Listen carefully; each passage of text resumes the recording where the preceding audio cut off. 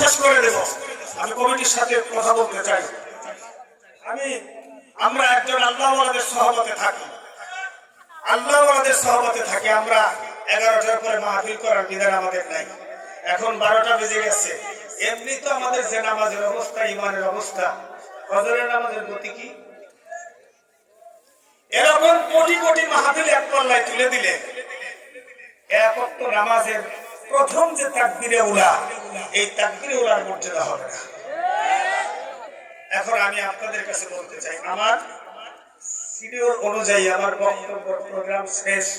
এখন আপনারা কি সিদ্ধান্ত দিবেন, আমি সেই সিদ্ধান্ত অনুযায়ী কাজ করব। সভাপতি আছেন, সেক্রেটারি আছেন।